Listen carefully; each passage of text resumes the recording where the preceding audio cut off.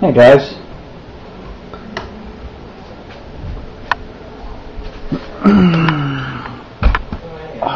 Both Dan and Nikki. It's been a long time since I've made a video. I would like to say that my video skills, video making, and editing skills have gotten better in my absence. Unfortunately, as the first minute of this video shows, they have not.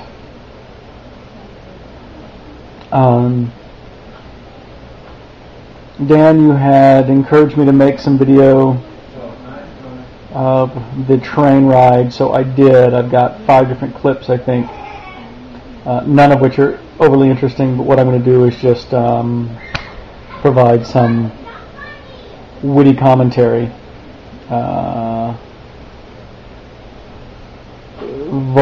video or the vocal overlay,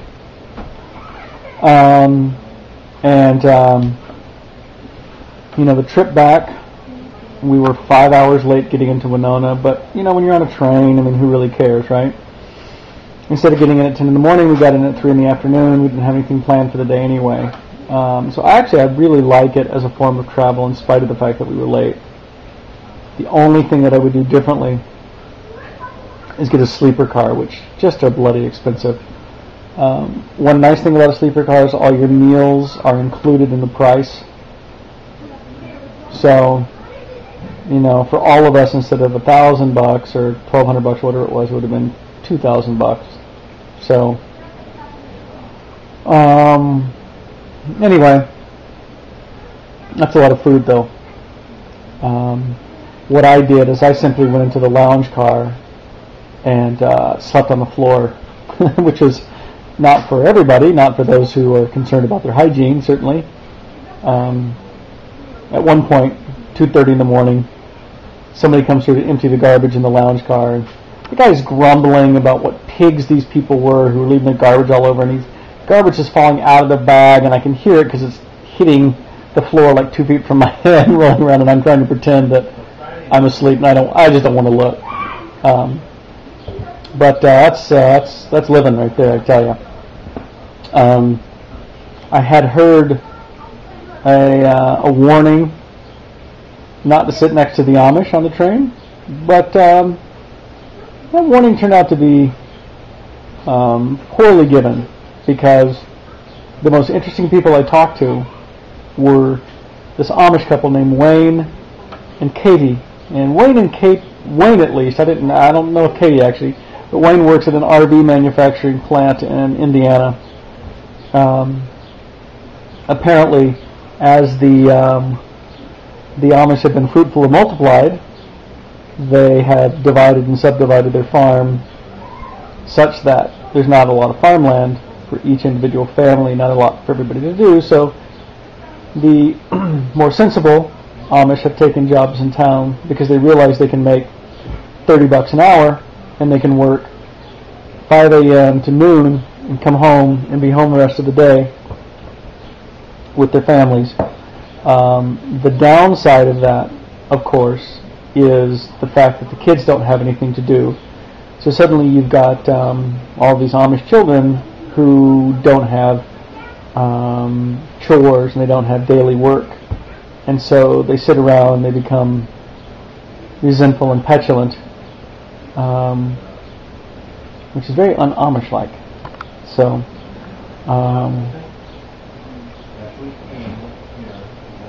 anyway, trying to get nuts out of my teeth. Yeah.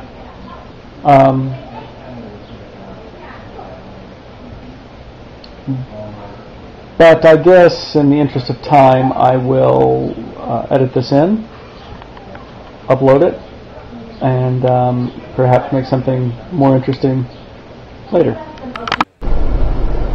So here is this is the coach car with the children sleeping. Marshall and Preston sat in 2 seats next to each other, whereas Colleen had 2 seats to herself, so she could almost stretch out completely, get a normal night's sleep.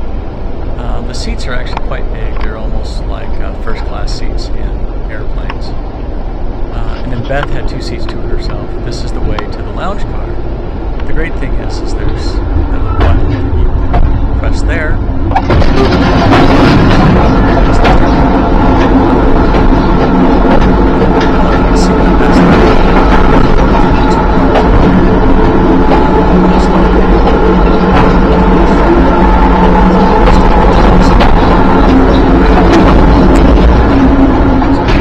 Good morning and attention, ladies and gentlemen. This is your conductor speaking. The time is 8:45 Central Time. 8:45. So this is where I slept. Right there beneath her feet. Oh, sorry. Anyway, this is the door downstairs that leads outside. So you can see these 2 big handles. The door one night was flapping in the breeze as we were driving through a.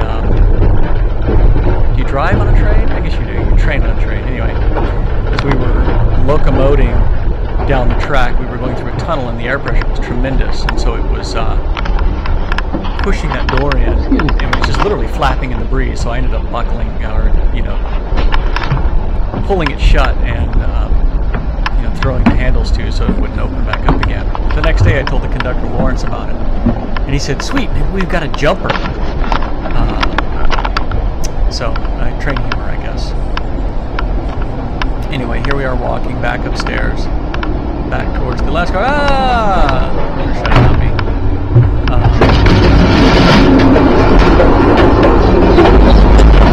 So anyway, so imagine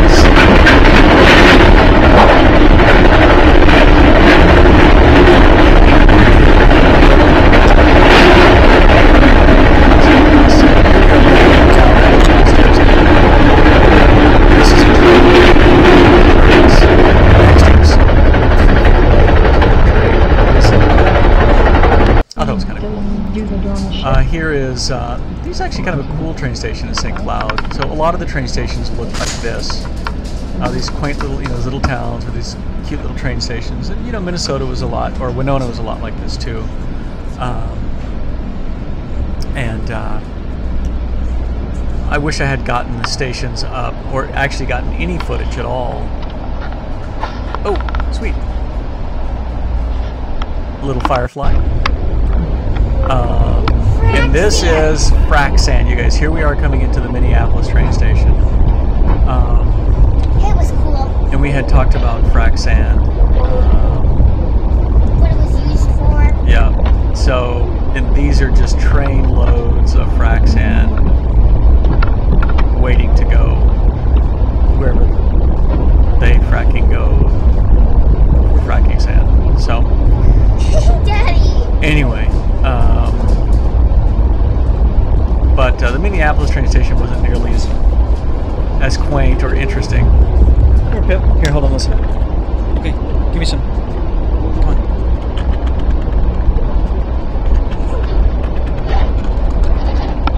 Okay, I don't know if you could hear that, but that was my dog panting. It's 90 degrees all week, and we have no air conditioning in the house. So the air conditioning went out when we were out at camp, and they want $3.5 grand to fix it. And I told them that I was going to pray fervently for cool weather. So anyway, And we hope it works soon, that it was just enough and on time. yeah, what she said. Anyway, I mean, as you can see, the frac sand is just going on forever and ever and ever. So apparently there's good money to be made in frac sand, otherwise, why would they do it, right? But the station in Minneapolis was not nearly as interesting. This is what we saw coming in and leaving the station. So boring? No, boring is not the word. It's just it was ugly. It was industrial. And so, and I think that's the end of it.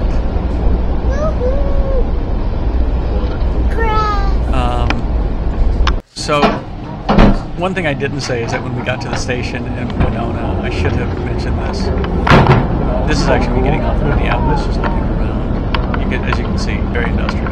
But when we got off the station in Winona, I should have had the camera running, but Allison and Sherry and Wes